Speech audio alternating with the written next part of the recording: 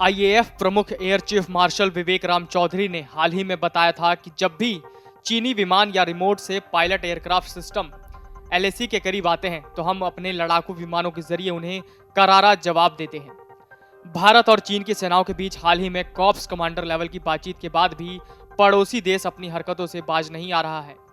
बताया जा रहा है कि चीन लाइन ऑफ एक्चुअल कंट्रोल के पास पूर्वी लद्दाख में भारतीय सेना को उकसाने की कोशिश कर रहा है। चीन के लड़ाकू विमान आए दिन सीमा के पास से उड़ान भर रहे हैं। समाचार एजेंसी एएनआई के मुताबिक चीनी एयरक्राफ्ट पिछले 3-4 हफ्तों से भारतीय सीमा के आसपास उड़ान भरते दिखाई दे रहे हैं। उनका मकसद सीमा पर भारतीय सेना की तैनाती पर नजर रखना हो सकता है। हालांकि भारतीय वायुसेना एलएसी पर चीन की हर हरकत पर करीब से नजर बनाए हुए है और किसी भी स्थिति से निपटने के लिए तैयार है। भारतीय सेना मामले को किसी भी सूरत में आगे नहीं बढ़ने देना चाहती।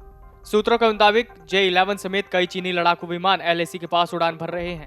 हाल के दिनों में इस क्षेत्र में 10 किलोमीटर तक विश्वास निर्माण उपाय लाइन के उल्लंघन के मामले सामने आए हैं। मामले से जुड़े अधिकारियों ने बताया कि भारतीय वायुसेना ने इन उकसावे वाली हरकतों का जवाब देने के लिए कड़े कदम उठाए हैं और MiG-29 और मिराज 2000 सहित अपने सबसे शक्तिशाली लड़ाकू विमानों को फॉरवर्ड बेस पर तैनात कर दिया है, जहां से वो मिनटों में चीनी गतिविधियों का जवाब दे सकते हैं। उन्होंने बताया कि चीनी विमानों से होने वाले खतरे से निपटने के लिए भारतीय वायुसेना अपने लड़ाकू विमानों को तैयार कर रही है।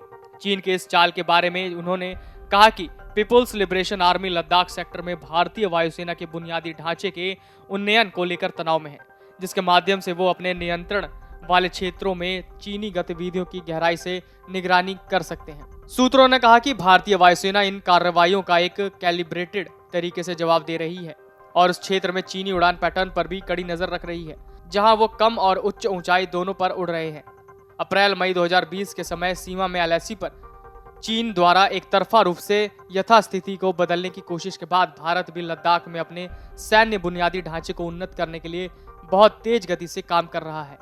उन्होंने कहा कि चीनी लड़ाकू विमानों द्वारा उकसावे की शुरुआत 24-25 जून के आसपास हुई थी, जब एक चीनी लड़ाकू विमान ने पूर्वी लद्दाख में सीमा पर तनाव वाले इलाके काफी करीब से उड़ान भरी। उसके बाद चुमार सेक्टर के पास एलएसी पर दोनों पक्षों के बीच सीबीएम के कई उल्लंघन हुए और तब से ये चल रहा है।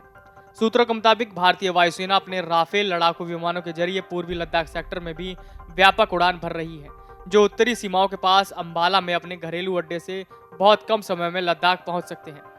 सूत्रों ने बताया कि 17 जुलाई को चुशुल मोल्दो सीमा बैठक स्थल पर हुई कोर कमांडर वार्ता के दौरान भी इस मामले को कथित तौर पर चर्चा के लिए उठाया गया था।